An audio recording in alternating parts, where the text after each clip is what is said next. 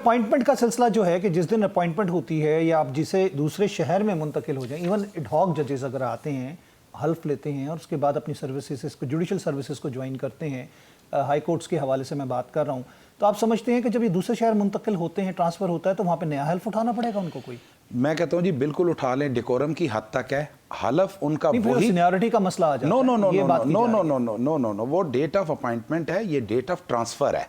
Appointment और transfer में फर्क होता है, जमीन और आसमान का फर्क है।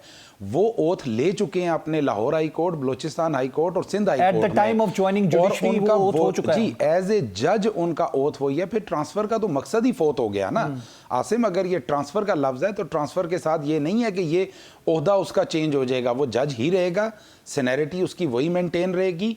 और ये ओथ एक सेरेमोनियल एक चीज़ है कि उन्होंने एक अदालत में आके बैठना है तो वहाँ पे ओथ ले लें। और जो ज्वाइन कर रहे हैं एज अ, जो पहले सेशन जज थे या फिर वकला में से आए हैं या आएंगे, उनके लिए बनता है कि वो ओथ लें। फ्रेश अपॉइंटमेंट, जो फ्रेश अपॉइंटमेंट है वो कहलाएगी कि जी अब सीनियरिटी और जूनियर का क्वेश्चन आ गया। इसमें सीनियर जूनियर का कोई क्वेश्चन नहीं है।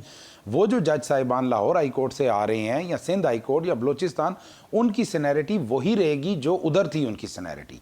तो डेट ऑफ ज्वाइनिंग होती है। इसके अलावा तो ये ट्रांसफर केस है, ये न्यू अपॉइंटमेंट तो है नहीं है। अगर न्यू अपॉइंटमेंट हो तो फिर आप कह सकते हैं कि जी एक जूनियर जज को लाके बैठाया गया है, ऐसा कतन नहीं। और डोगर साहब पे जो सवालिया निशान उन्होंने उठाया, उनका जी शुनीद ये है कि उनको जज लगाया जाएगा, उनको चीफ जस्टिस लगाया जी यकीनन वही चीफ जस्टिस बनेंगे अगर आमिर फारूक साहब सुप्रीम कोर्ट में एलिवेट हो जाते हैं और वो यकीनन उनका राइट बनता है। उन्होंने सुप्रीम कोर्ट में भी आपके सामने अब असामियाँ मौजूद हैं।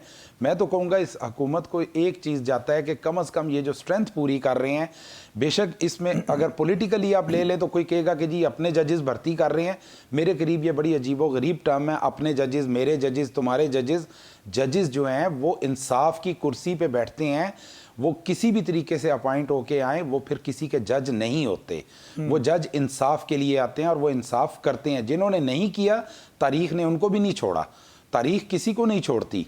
पाकिस्तान की तारीख में यही होता है हमेशा कि जिसके खिलाफ केस आ जाए या फैसला आ जाए तो वो उस फैसले को, और इवन अफसोसनाक बात यह है कि जुडिशल अफसरान जो हैं या जजेस जो हैं, या फिर अगर हम बात करते हैं हाई कोर्ट या सुप्रीम कोर्ट के जजेस को, उनको मुतनाज़ बनाने की कोशिश करते हैं और अपनी मर्जी के टेलर मेड जब जजेस लगाने की बात की जाती है तो उनको सियासत ज़्यादा बना दिया जाता है। तो ये नुकसान तो जजेस के लिए भी आपके प्रोग्राम के तवसत से ये कहूँगा, पीका के ऊपर बड़ा शोर मचा, शायद आपकी सहाफ़ती तंजीमों ने भी बहुत किया। बिल्कुल रिजर्वेशन होंगी। वो पीका इसलिए लाया गया कि हमारे इधर कुछ निज़ाम ऐसा है कि सहाफ़त में एक एलिमेंट है, आपकी जुडिशरी डिस्कस कम से कम होनी चाहिए। और जब ये जुडिशरी डिस्कस की कहा जाता है कि जजेस के फैसले बोलते हैं, जजेस खुद नहीं बोलते, वो नहीं बोलते। और कम अज़ कम सहाफ़त को भी इसमें एहतियात करनी चाहिए कि जिस मनसब पे खुदा ने उनको इज़्ज़त दी है, मुनसिफ बना के बैठाया है, तो उसका ख्याल रखा जाए। और आगे मैं कहता हूँ कि इसके ऊपर कोई लेजिस्लेशन होनी चाहिए।